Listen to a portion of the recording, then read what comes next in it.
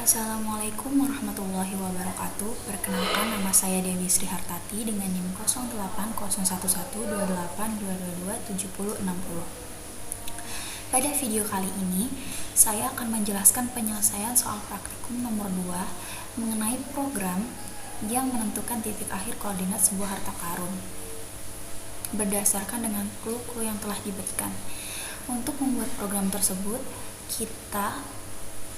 langkah pertama yang harus kita lakukan adalah membuat algoritmanya terlebih dahulu. Kemudian dilanjutkan dengan flowchart, lalu program C++. Di sini saya akan menjelaskan algoritma yang saya buat. Untuk memulai sebuah algoritma, hal pertama yang harus dituliskan adalah perintah begin untuk memulai sebuah algoritma tersebut. Kemudian kita tentukan variabel apa saja yang nantinya kita perlukan. Di sini pada program ini kita melakukan variabel X, Y, A, B, C, D dengan tipe data float. Karena nilai yang nantinya akan diperlukan itu berupa bilangan yang berkoma atau desimal. Kemudian kita read X dan read Y. Lalu untuk langkahnya, berdasarkan clue yang telah diberikan pada soal, A merupakan pengurangan dari X dikurang Y, C merupakan penambahan dari X ditambah Y, B merupakan F mod atau modulus dari Y dan C, Y modulus C, kemudian untuk D-nya B dikali A. Lalu untuk outputnya di sini adalah cetak C dan D karena titik koordinatnya itu dilambangkan dengan nilai C dan D. Kemudian N. Untuk flowchartnya dimulai dengan tanda oval yang berarti start, kemudian kita input variabelnya dalam simbol jajar genjang. Variabel inputnya di sini berupa X, Y, karena X, Y inilah yang nantinya akan kita masukkan nilai.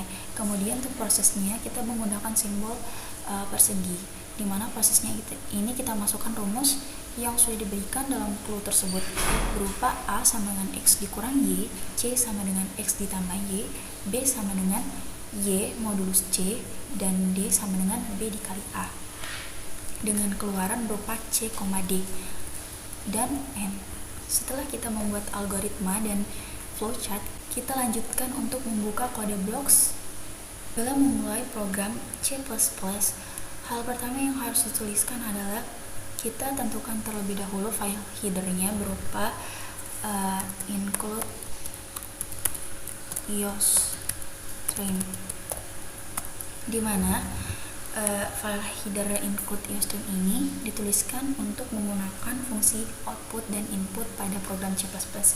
Kemudian di sini kita juga menggunakan fungsi include math.h, di mana fungsi ini kita gunakan karena nantinya kita akan menggunakan atau memoduluskan suatu bilangan desimal. Jadi kita akan menggunakan fmod pada program kali ini. Lalu kita tuliskan fungsi in main. Setelah tulis fungsi in main, kita beri kurung kurawal buka dan kurung kurawal tutup. Dalam kurung kurawal ini, hal pertama yang akan saya tuliskan adalah menampilkan judul program dengan menuliskan cout. Kemudian terlebih dahulu kita tuliskan atau deklarasikan variabelnya. Di sini kita menggunakan tipe data float dengan variabel X, Y, A, B, C, D, semikolon. Kemudian kita tampilkan judul programnya. Di sini saya menggunakan judul program berupa program mencari titik koordinat akhir sebuah harta karun. Kemudian tanda kutip, tutup, and line, semikolon. Setelah itu kita akan membuat tampilan untuk input nilai X dan Y dengan menuliskan cout, masukkan nilai X sama dengan, kemudian diiringi dengan in-nya untuk dapat menginput nilai X itu sendiri. Kita buat lagi cout untuk nilai nilai Y. Masukkan nilai Y kolon, kemudian kita tuliskan fungsi in-nya Y.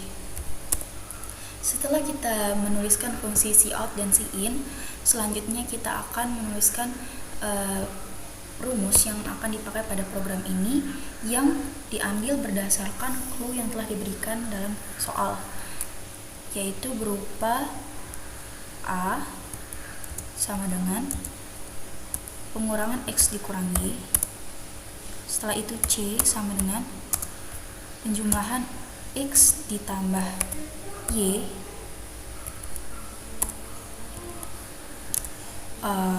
B sama dengan Y modulus C. Karena di sini kita menggunakan tipe data float, maka fungsi yang kita gunakan adalah fmod dalam kurung Y, C. Lalu variabel D sama dengan B dikali A. Jangan lupa tanda semikolonnya.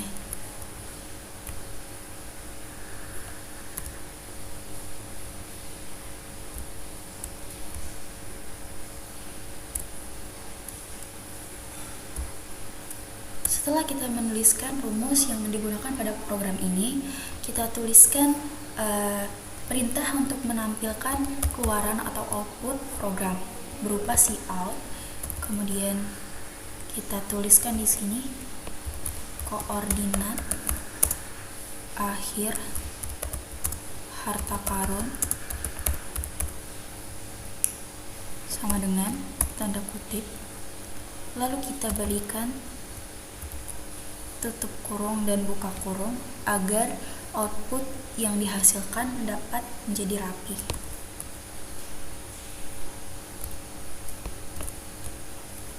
Di sini kita masukkan variabel C karena output atau titik akhirnya itu dilambangkan dengan variabel C dan variabel D.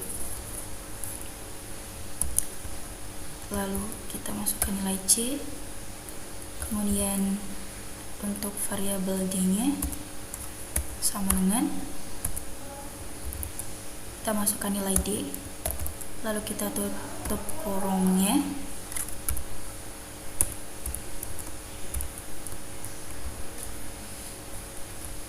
tutup inline semikolon, kemudian M.